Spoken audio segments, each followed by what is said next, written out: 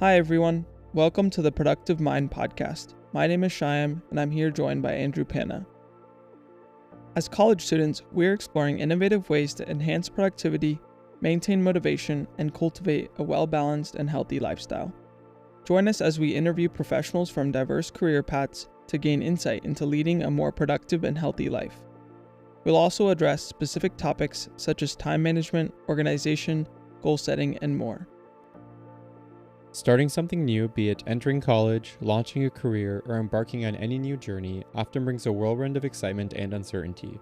Many find themselves juggling numerous responsibilities, unsure of where to focus their energy, leading to feelings of being overwhelmed. This scenario is all too common, taking on multiple tasks, saying yes to every opportunity, yet still questioning if you're truly progressing towards your goals. In today's episode of the Productive Mind podcast, we're diving into making the most of new beginnings. We'll explore how to prioritize effectively, establish meaningful goals, and cultivate habits that pave the way for success.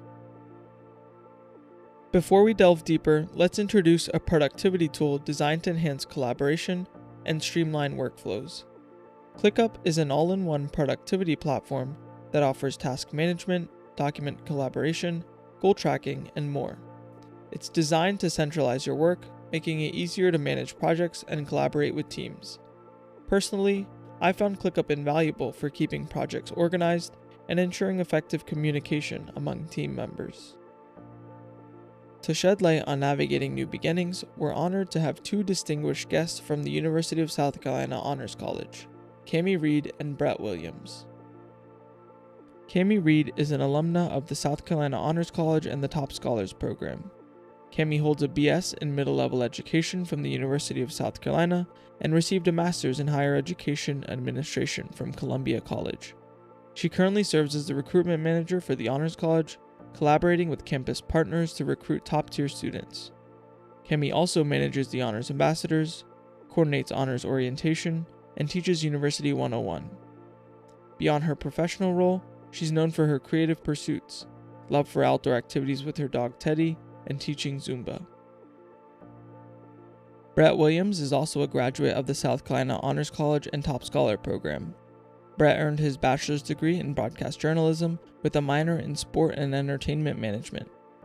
As a McNair Scholar alumnus, he served as the radio and television voice for women's sports at Western Kentucky University. Currently, Brett is the Top Scholar Programs Coordinator at the Honors College, where he brings his rich experience in media and leadership to support and develop scholar initiatives and mentor and advise hundreds of students.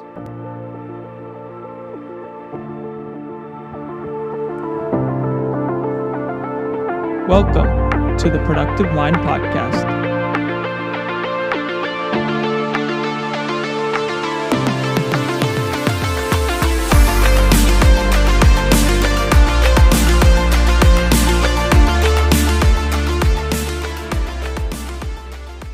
As an out-of-state student, moving over 1,000 miles from Minnesota to South Carolina for college was the ultimate new beginning, as I left the home and the people I've known for my entire life. USC was a new place for me and a new chapter in my life. Immediately, I felt overwhelmed with all that USC had to offer and struggled to hone in on my goals and pursue activities that aligned with my values and would benefit me long-term. Whether you are a fellow college student or someone just starting another chapter of your life, new beginnings can be overwhelming for many and are often accompanied by feelings of anxiety and uncertainty. We hope that today's podcast can help you make the most of your new beginning to ensure long-term success. Cami, would you mind sharing your journey from being a middle school teacher to your current role as recruitment manager at the Honors College? Sure, and thank you for having me. I'm excited to talk with y'all today. So I taught middle school for 5 years, just down the road as a 7th grade science teacher, and while I absolutely enjoyed every aspect of it, it's what I trained to do, it's what my degree is in, I did feel that I wanted to do more in education, especially in the realm of teaching teachers. So what I decided to do, not knowing the pandemic was literally about to come, was go back to school full-time while also teaching full-time. And I got my graduate degree in higher education administration and came back to the place where I felt that learning was so genuine here at the Honors College. Great. Well, thank you so much for being here. We're super glad to have you and kind of talk about this topic. And then, Brett, what led you from a career in sports broadcasting to becoming the Scholars Program Coordinator at your alma mater? Certainly. Thank you for having me as well. Excited to be here. And it was quite a journey for sure. Broadcasting was my dream for my whole life, and I was blessed enough to get to do that both at Queen's University of Charlotte and Western Kentucky University. And I enjoyed all of that, but ultimately felt that for the next chapter of my life, I needed a little bit more stability. I needed a place that was closer to home. And home certainly has become the University of South Carolina over many years, even though I'm not originally from South Carolina. But this place is where I wanted to end up. And so the right opportunity and the right time spoke to me. And I've enjoyed every bit of the last 3 years being here and investing in the current top scholars. Great. So the purpose of this podcast episode is to kind of go into maybe students that are working on starting a new career or someone who's changing up their career in the middle of their lives. Both y'all had a pretty, I'd say, dramatic transition at some point in your life in terms of a career. So how would you say you came to the decision to pursue another career? Is that something that you figured out through self-introspection or something that someone else told you that you should pursue? Well, it's very interesting because I think a lot of people going into creative fields like the one that I was in, and I know, Cami, you've got a big creative background yourself, you hear a lot of voices, a lot of critics telling you that this particular job won't make money or you'll struggle to get there.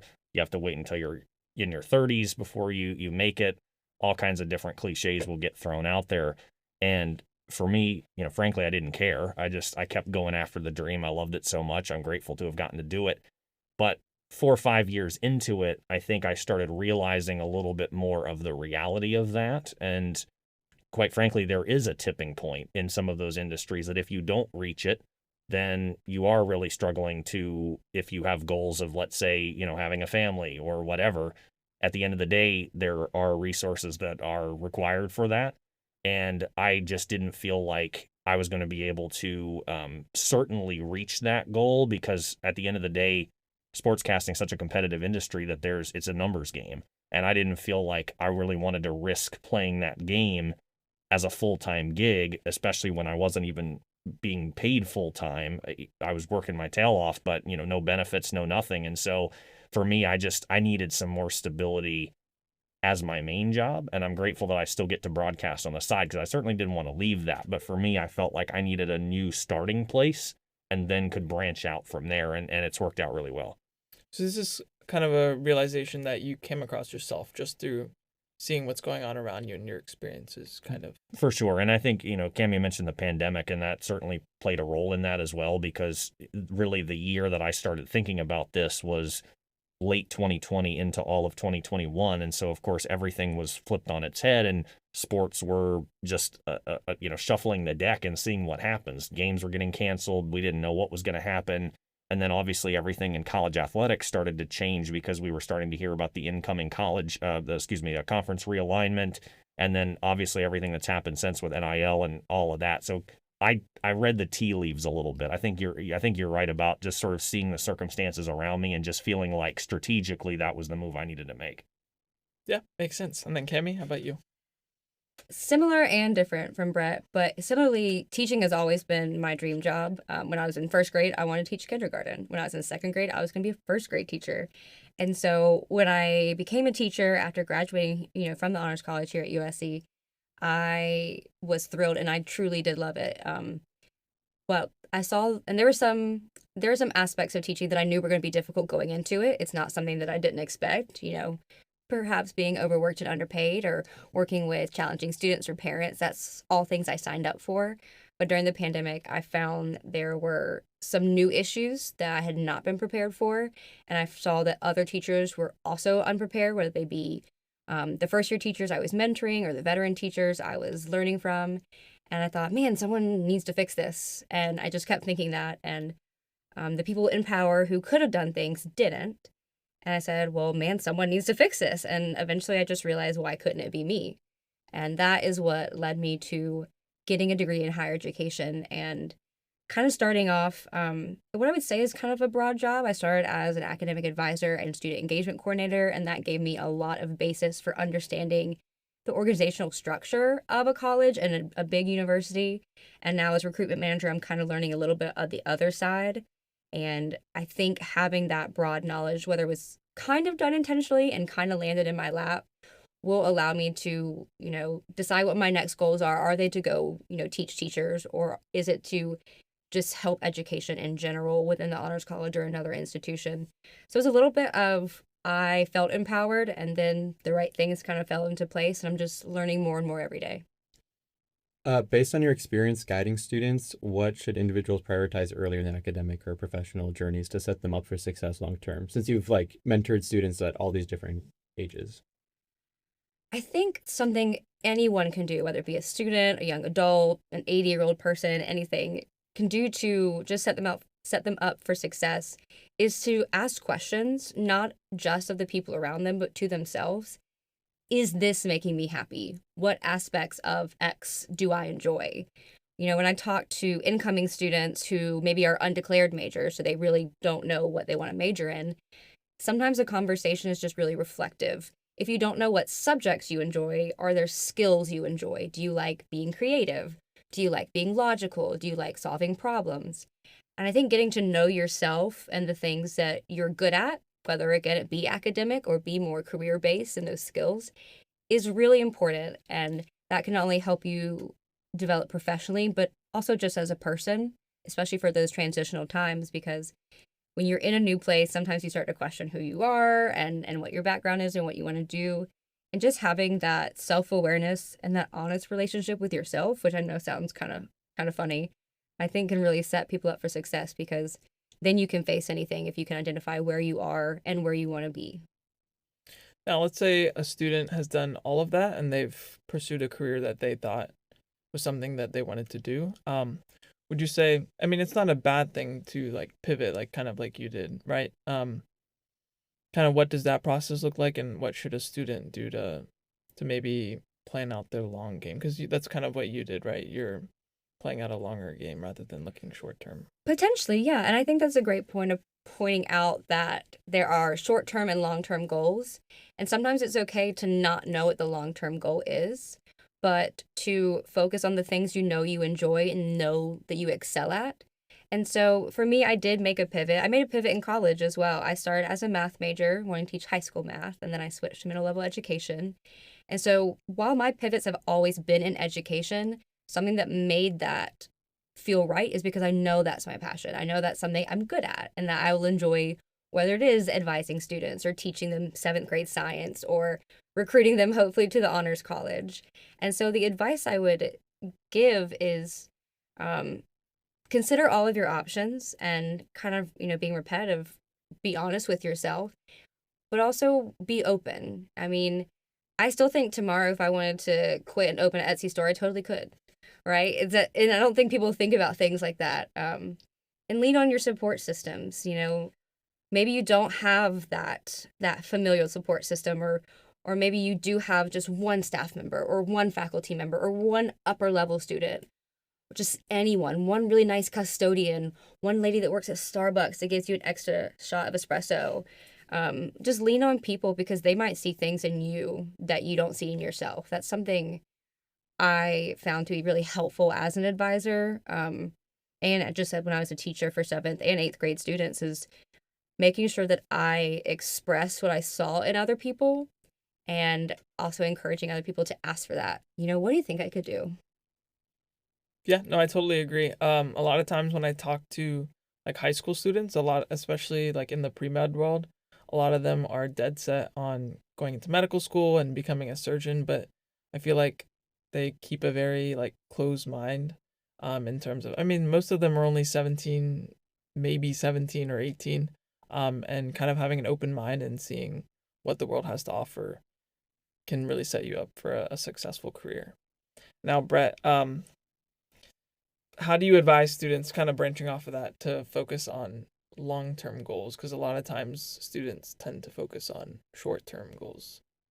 Yeah, it's an interesting line to toe a little bit, because I think a lot of what you were just saying, Cami, resonated with me in terms of not knowing what the long-term goal is sometimes, because I was somebody that really up until, I don't know, 4 years ago, probably when I was 25, I had a very clear path that I had laid out for myself for well over a decade at that point, of this is where I want to be at 20, at 30, at 40, so on and so forth, because I had studied the sportscasting industry and I knew what the paths were, or at least what some of the options for paths were. And so I laid those out. So I did have short and long-term goals. And then all of a sudden reality hit. And I realized that while those were legitimate, they also may not come to pass. And so if that's the case, then what do I do? Well, as soon as I made this pivot, I made it to a place that I knew and that I loved, but I had to reckon with, okay, am I a higher ed professional now? Am I a South Carolina guy now? Like what exactly am I and where do I go? I haven't really figured that out yet. I've been doing this 3 years and I haven't figured that out yet. And I've had to work toward the comfort level of understanding that that's okay and being at peace with it myself. And trust me, that's been tough. I can't sugarcoat that. That has been tough. But what I try to do now when I advise scholars, whether they're in that kind of boat or not, I try to focus on how are you becoming your best self? Because at the end of the day, that's what I think this whole life journey is about. And I think if we keep focused on that, who do I want to be? What kind of person do I want to be? The jobs, the careers, whatever else will take care of itself. But if you can focus on personal growth and understanding how you can best impact the world, generally speaking, the profession is what it is. And so that's what I try to help people keep in mind, knowing that they may very well, because I work with some very talented students, they may very well stay on that track and be very successful and very happy on that track, or they might not. But I know they all have potential to be incredible people and contributors to society, and I hope they think of themselves in that way.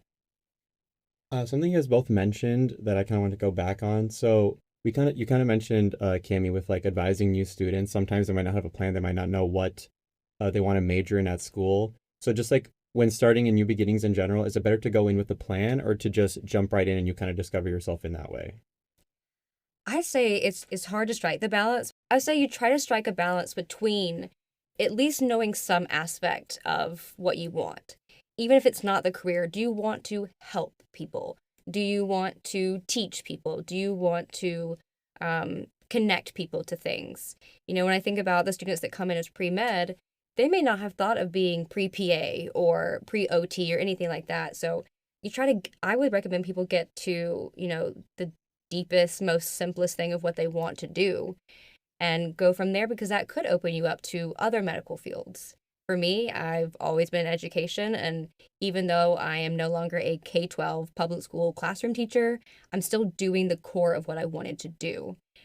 So I did keep that. I kept that in mind through my graduate degree because it was a higher education administration, so it wasn't, you know, specifically student affairs or academic affairs.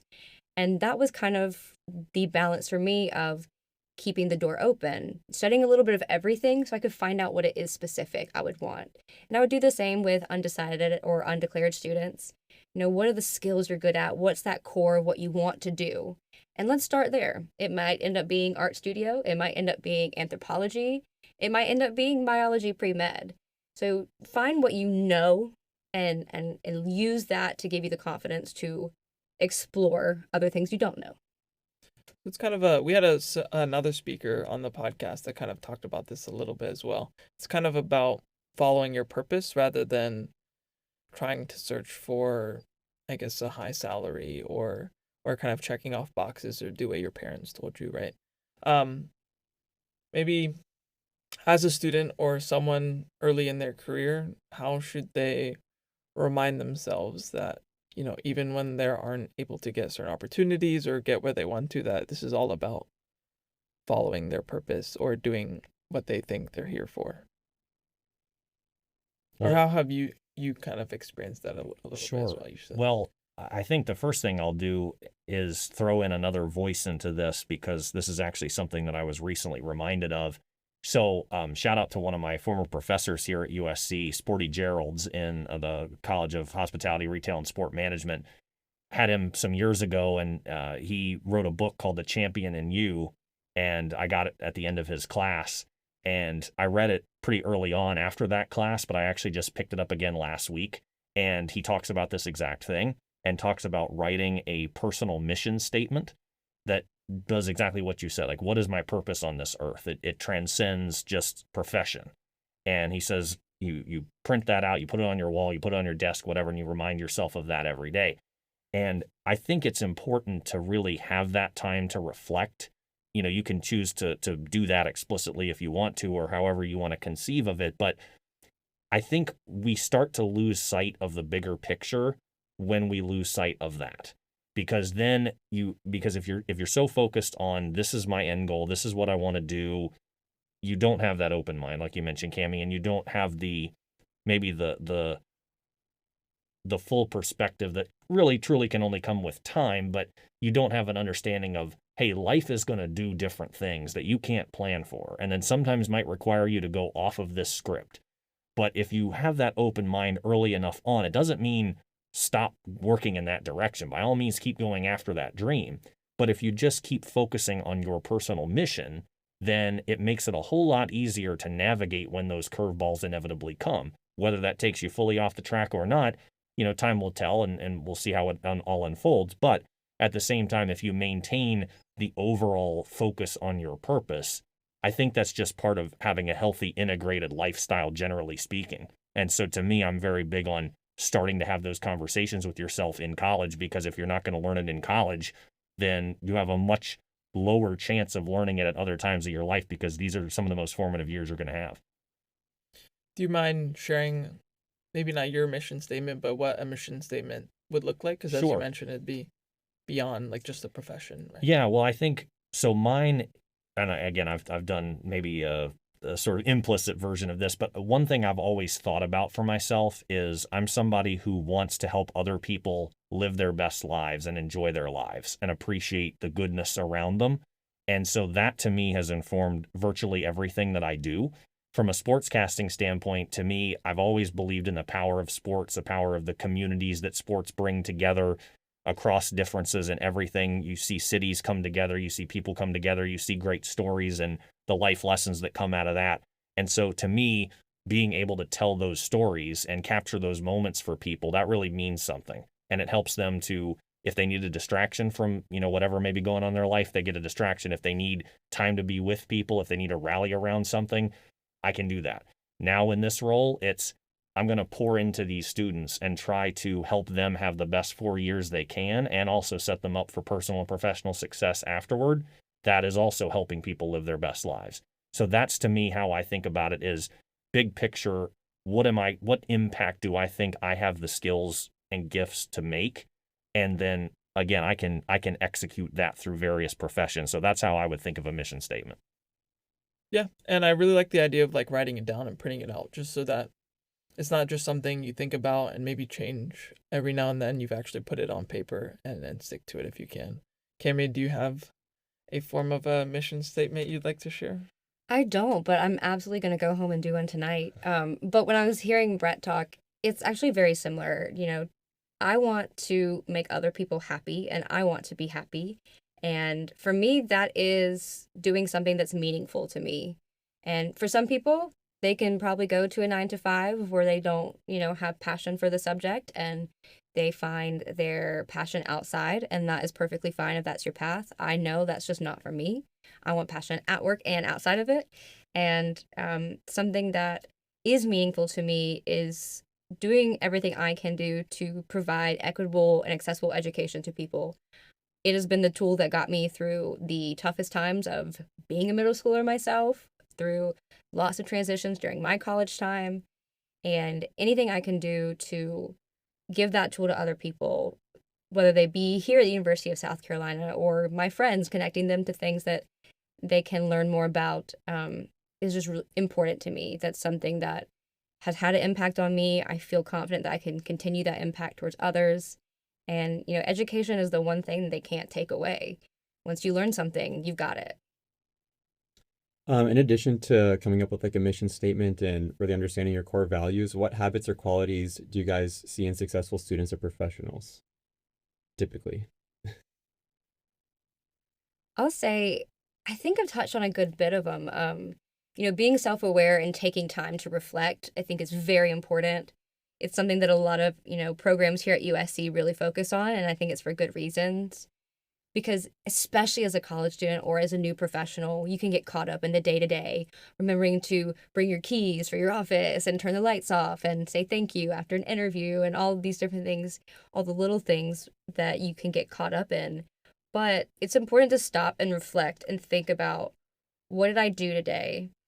What did I learn today? Whether it be something you learned positively, like, oh my gosh, I learned that I love working with people from this office. Or maybe negative. Maybe you had an internship at a law firm and you discovered law was not for you, right? And really taking it day by day and not letting anything go to waste. And that goes kind of towards mental health as well. Just knowing that every single thing you do has a purpose, whether that's taking a day off and just watching basketball and healing from a cold, it's really thinking and reflecting about, how are you growing, what are you learning, and again, being honest with yourself and having that time set aside just to actually be in the moment of what you're doing. Brett, do you have anything? Yeah, I think for me, I always talk about a few things to me are in the winning formula of life, which is you work hard, you treat others the right way, and you bet on yourself. I think if you do those three things, you're going to be very successful, because ultimately work ethic will carry with you. It's something that people notice. And I'm not talking about, working to the point of exhaustion, burnout, like not that, but working hard, caring about what you do, working with that passion that Cami mentioned, those all resonate. If you treat people the right way, that's just what you have to do. And people notice that too, because surprisingly, it's becoming a lost art in some ways, and particularly in Western culture, I think, and everyone's running the rat race and trying to get ahead of other people. But that thank you after the interview, sending written thank you notes, little things, whatever it is, just be a good person and let the rest take care of itself. Because if you do those two things, you will distinguish yourself more than you think. And then, like I said, you have to bet on yourself, because if you don't, no one else will. And I know that's a little bit cliched, but I always say that cliches are only said because they're true. And I certainly believe that that's the case. And at the end of the day, that can be challenging, right? In the world where imposter syndrome is becoming more and more common, and there's all kinds of critics coming in, whether on social media or different voices that you see. But you just have to trust that the work that you put in and the type of person that you are is going to win the day. And I tell people all the time, authenticity carries a lot of weight in this world. So just don't lose sight of that and just keep going. And I promise you things will work out. Now, the question is how and where and what, and that may look different than you think. But I just genuinely believe, and I haven't seen anything to prove me wrong in my life, that it will work out one way or another. So those are all great things, but I feel like that could be easier said than done for a lot of people. So what advice would you give to those struggling with motivation, or to build that confidence in themselves to pursue their goals? For me, it's just persistence, I think, is the biggest thing. And because, I think you said it well, that is a lot harder to do than it sounds. And it's something that only comes with time. And I'm a big believer in, if I may throw out a slogan here. Again, I'm big on these kinds of things, and I don't know how it's received, but I believe in things that I find to be true. And so I shout out to Under Armour here when it says the only way is through. I think that's something to really think about when you're going through any kind of adversity in your life. The only way is through. You can't go around it, unless it's a certain type of thing that maybe you can offload, but chances are not. And to me, when you're in those depths, that's where you really find yourself, and you say, hey, am I going to get through this? And again, getting through it might look a little bit different. It doesn't necessarily mean continuing to, let's use that pre-med analogy for a second. If you're still just saying, I'm going to do this, I'm going to do that, I'm going to keep working toward med school, but maybe you're discerning throughout the time that you're suddenly not feeling it. Well, that's getting through. That is actually not getting through, hey, I'm just going to keep doing these courses, I'm going to keep getting there, whatever else be damned. No, it's actually, I'm going to work through the discomfort of realizing that my path is changing, and I'm realizing this about myself, get through that discomfort, and then the new horizon opens, the new beginning. To work back to our theme here, there's always some barrier you just have to work through. And so if that's lack of self-confidence or whatever it might be, just keep going. Just keep finding a way every day to keep chipping at it, and it'll work out. Going off of that, the just keep chipping at it. I feel that sometimes the goals we set for ourselves can be so high and so mighty and scary, and that can contribute to burnout or feeling overwhelmed a lot. And so setting small goals has been very helpful to me and to a lot of my friends and students I've worked with. If we can continue with the pre-med analogy, something like the MCAT is this massive undertaking, and sometimes it's just hard to start, right? I'm sorry I'm talking about it, but I mean, maybe today you work on, I have no idea what's on the MCAT, the cardio section, and then tomorrow you work on the lungs, pneumo whatever section. Breaking down those big goals makes it more digestible and less scary and more like, oh, well, like, obviously I can study for 30 minutes today, like, and tomorrow I can do 45. And I think doing that identifies the pathway to achieving those big goals, and that could apply to anything, whether it be a personal goal of getting self-confidence. I often tell incoming students when I would advise them, like, just leave your door open one afternoon, just start there. Just talk to one person in class. Like, I would give some of them homework if they came to me like, I'm not making friends. It's like, talk to one person in one class. That's it. And those are small goals that can get you to, what you want to do, whether that is becoming a doctor or just getting some self-confidence in a new place, maybe far away from home. The second thing that comes to mind is knowing what's important. And again, I'm circling back to reflection, but also with these big goals, especially today where everyone wants to do everything and everything feels so competitive, whether that's in college or the job market or graduate school, what's important? Are there things you can let go? Are there things you can delegate? Are there things you are putting more time in than's necessary because you are doing productive procrastination? And I am very, very guilty of that. And when I learned that term, my life changed a little bit. And so those are two things I would say. Set small goals, identify your milestones. So every day you're accomplishing something on your way to that big thing. And then what can you let go of? What is anxiety or social media or the world telling you need to do that you realize maybe you don't? Now, a lot of what y'all are saying, and especially Brett, you mentioned those three things that like we should live by. I think the challenging part is these aren't things that, you write it down, or let's say write a letter to somebody. You're not going to see the impact of it the next day, or you're not going to reflect one night and then all of a sudden completely turn your career around the next morning. It's kind of a very long-term like planning, and just sticking to those values will over time just help you out. Kind of switching over to the topic of mentorship. Mentorship tends to be pretty crucial in any part of life, but especially when you might be pivoting in terms of career choice or as a student. So what role has mentorship played in either of your professional development? Mentorship's been critical for me. I think, honestly, even more so specifically in sports broadcasting, because you don't make it in that business without having some people who have walked that road and can point out the pitfalls and can give you tips and feedback and all the things, and who know people. Networking is so huge there. So there are certainly, I can name 4 or 5 people who have really taken me under their wing, and I wouldn't be where I am today in that business without them. I think I've found it to be, since I came into this job, a bit more informal of a mentoring. And I'm not saying that anybody in the broadcast world, there was any sort of formal program attached to it, but I feel like it was just natural. Different people that I worked with really basically took on the role of being a mentor quite naturally. And I think in this business, given that I haven't been able to articulate very specific goals of where I'm going, it's been more of, I'm just going to pay attention to the people around me who I think I respect and who are doing a great job and who I trust, and asking them questions at the right time and just opening my ears and listening and learning and observing as best as I can as to what they're doing, and then taking it from there. But as those relationships develop, then you open up those lines of conversation and can ask them more pointed questions and figure out maybe what that next step is. But I think, going back, tying this point to the previous point, I think mentorship actually helps fill that gap quite a bit, because those are people who are in the long term, right?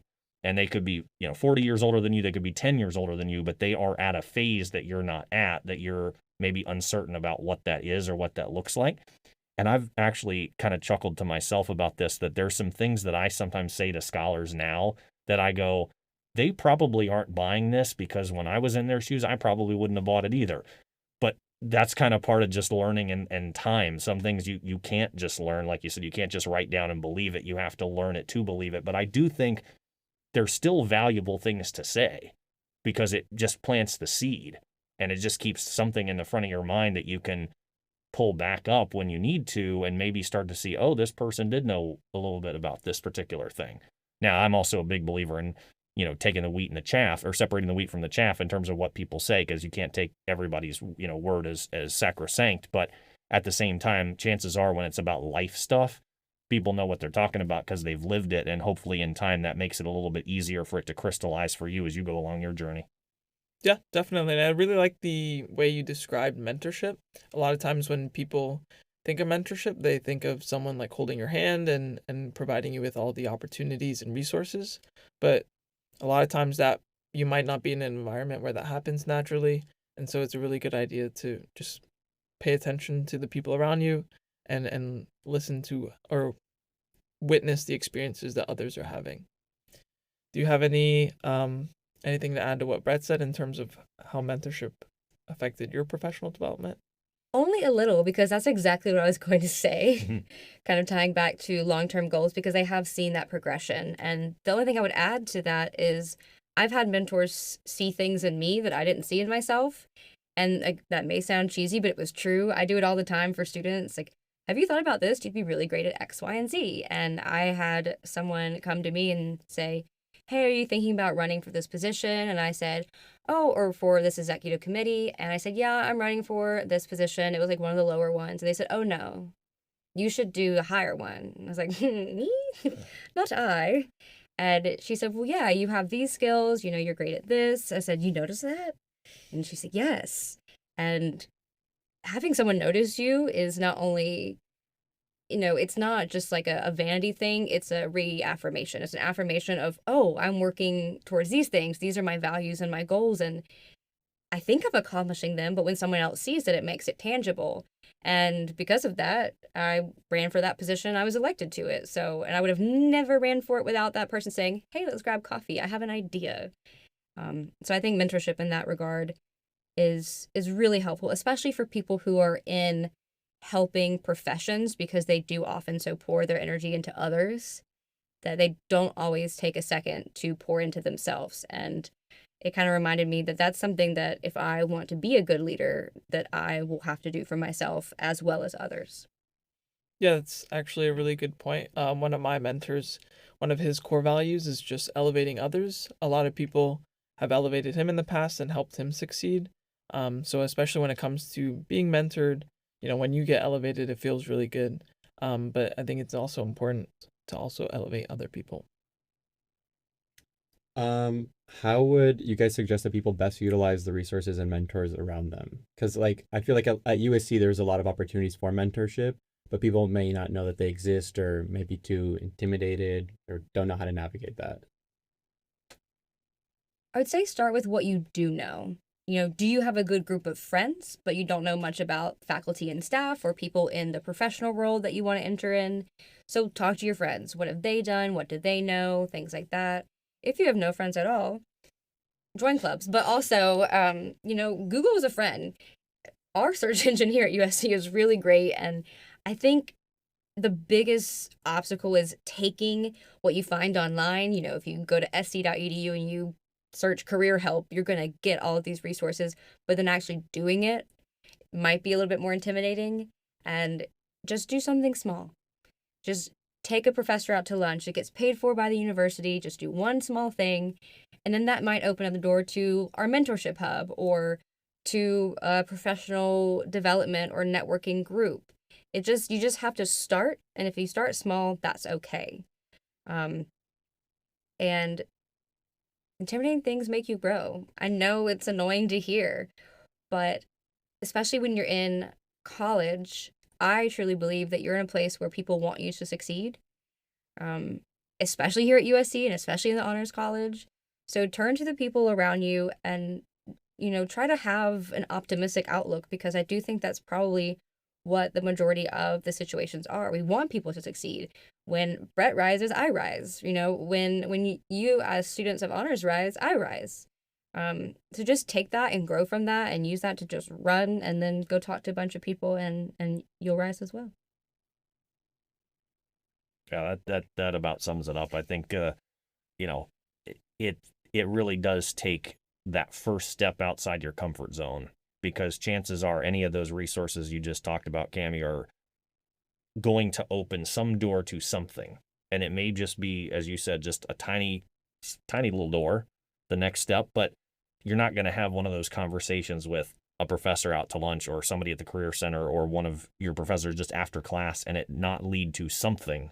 Someone's going to give you some idea or something that you can then choose to do what you want with, but you have to find a way to take that first step and then go from there and just keep going and growing. And also, what's the worst that can happen? Right. You talk to a professor after class and they're kind of cold to you. Maybe.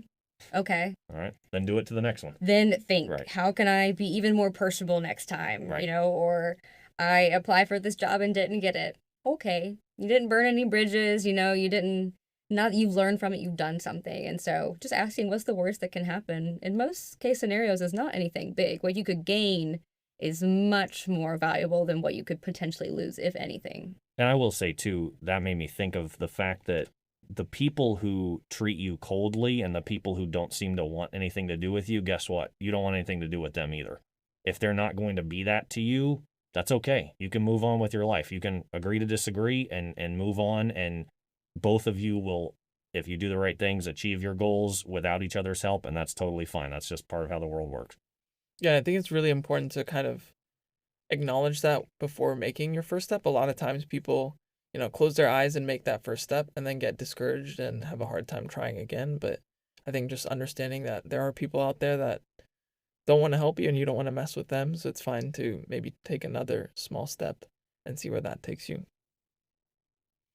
All right, so we'll move on to another topic. We kind of touched up a little bit on it at the beginning, and it's navigating major life transitions. So when you are facing significant life changes, how do we kind of pause, think about everything, and pivot? Like, what does that look like? Is there someone that you specifically talk to? Do you write this out on paper? How do you navigate that? Well, I'll start by saying this. I think the first step in it is actually finishing the previous era strong. I'm a big believer in finishing strong in so many different ways because, well, frankly, it helps you and it helps others. Because if you are going to, as a lot of people set out to do, leave a place better than how you found it, then to me, that carries the responsibility of through your last day in that place. And there's, I think, far too many people who maybe, let's say they get a new job and then they just kind of check out for the last month or so. And that's just not helpful. It doesn't look good to you. It doesn't really allow you to finish what you started. So I think there's that piece of it. But then even more selfishly, that leads to situations where there's lack of closure. There's lack of whatever unresolved business that you feel like you have, even if it's you've had an incredible ride at this place and you just got a better opportunity. Well, enjoy that. Let's say you're moving to a different city. Enjoy that city. Go out to your favorite restaurants one more time. Walk in your favorite parks. Do whatever it is and give that the emotional time that it needs. Because I'm someone that can speak from experience when I say that there is a grieving process sometimes that you don't expect that comes on the backside of that transition. And so you want to make sure that you're as emotionally prepared for that as you can be. There's part that you can't be, but I think you do well to set yourself up for success in that next era when you close out the previous era on a high note. So that's how I would start. And I'll defer to Cami for some thoughts on the new beginning. But that's a personal thing that I really believe strongly in. And I don't think a lot of people give it the proper attention it deserves. I think that's great. I was kind of taking it from more of the angle of looking forward. And so, anytime you're having this new transition, there's going to be something scary and there's probably something you're also excited about. Hopefully a little bit of both, if we're being honest. I don't want to be toxically positive and everything is rosy. There's going to be something you're scared about. And I say be honest with yourself and your support group, whoever that is and whatever it looks like to you. What's the thing that you are most nervous about and how can you alleviate that? What's the thing you're most excited about and how can you use that to pump you up when you are asking those more difficult questions of like, oh my gosh, what if?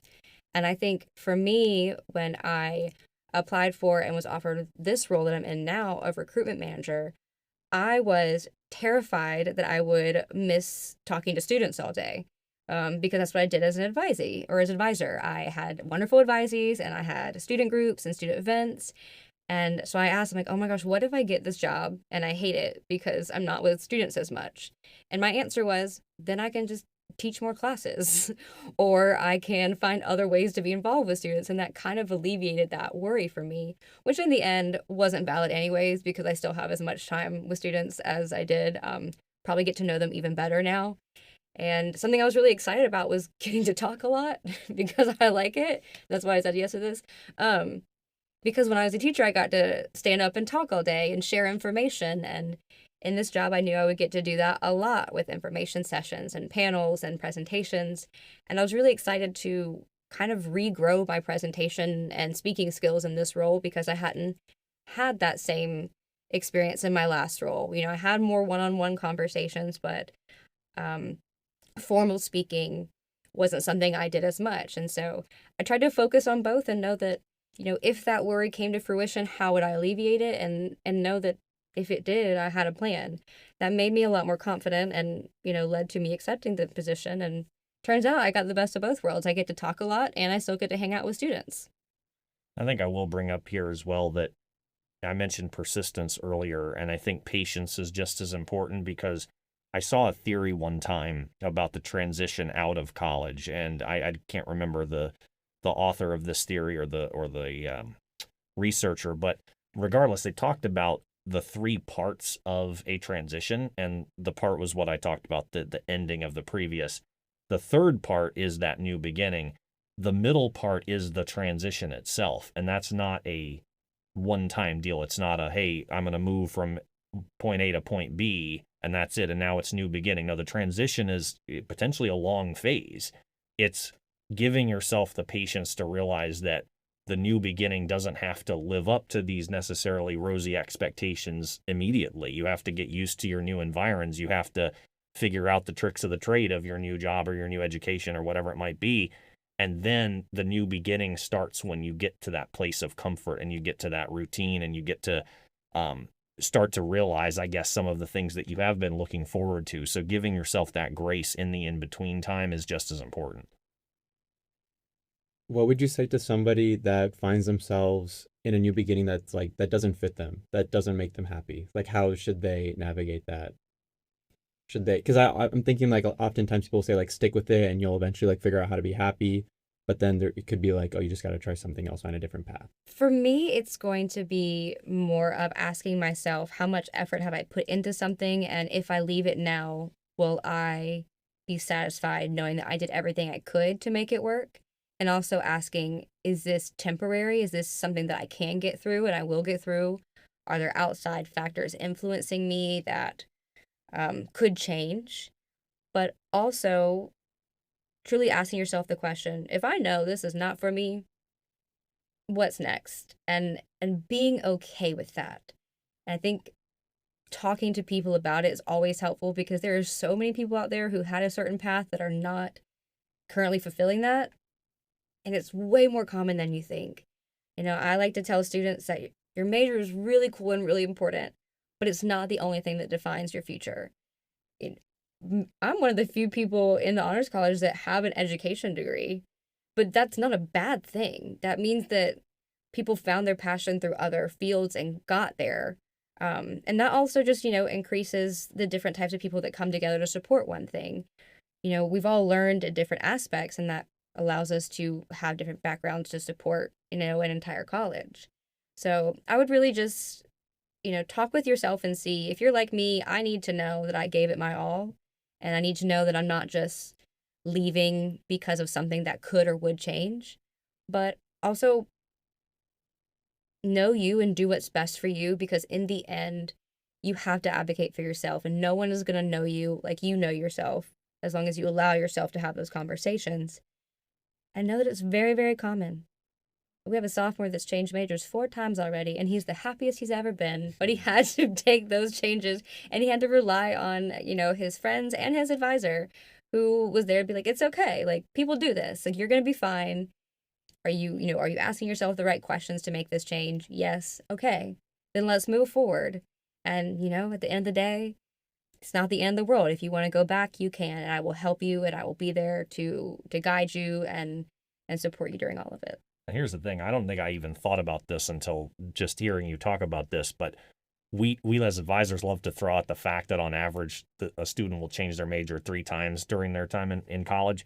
But I'd love to know the stats on the percentage of the average adult changing their careers after college, because we associate the major changes because it's part of a system, right? And this, that, and the other. And that's, as you said, totally fine, totally normal. But I don't think there's the same understanding outside of that. And as 2 people here who have changed our major, quote unquote, after graduation, to know that's okay too. And to know that that's just part of the growth process, just like it was during those 4 narrow years. Okay, just to wrap up here, beyond tangible achievements, what do you believe is the most important takeaway from any major life phase? I would say, how did you grow? What did you learn? And maybe that's a typical teacher answer. Sorry about that. But I think it's true. When you are leaving something, you are gaining experience. Again, that be positive, negative. There are new skills you have, maybe skills you didn't think you wanted or needed.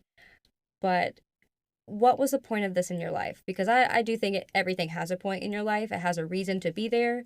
And even if it doesn't, adopt that mindset and it will. If you stop and think, why did that happen? Or what did I gain from this? Then you did, just by asking yourself that question. It's a little meta, but you're nodding, so I think you get what I'm saying. So, giving meaning to everything, because it's already there. You just have to take the time and ask yourself, did I learn what I didn't want to do for a living through this? Or did I learn what kind of workspace I do? Or did I learn what kind of partner I don't want? I think, it doesn't have to be just academic or professional, but also personal. Just stopping and thinking, all right, here, what have I done and where do we go from here? What have I learned? Yeah, I echo all of that. I think there does have to be that sort of reflection on the back end of anything, I think, to sometimes work to find that meaning, especially when it's not necessarily immediate to you, because some things will be and some things won't be. And it certainly depends on your worldview. It depends on a lot of different factors as to how you do that. But I think what's universal is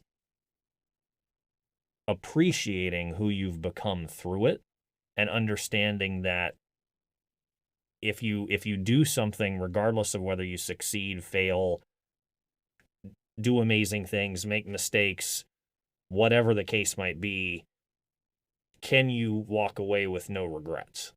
And I think that phrase, having no regrets, takes on a lot of different meanings in our culture.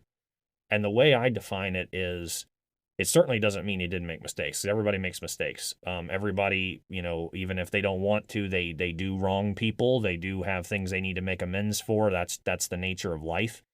But to me, and then again, this may be a personal opinion, but I think regrets for me are thinking that I didn't do what I was capable of doing. Kind of like your point, Cami, of, did I give it my all? Because if I did, and that looks very different for a lot of people, and to be clear, and also in different circumstances, but if I did the best I could with the hand that I was dealt in this phase, I can be at peace with that, right? And it may have been a really hard road during that phase, and I may have suffered a lot for one reason or another, internal, external, whatever.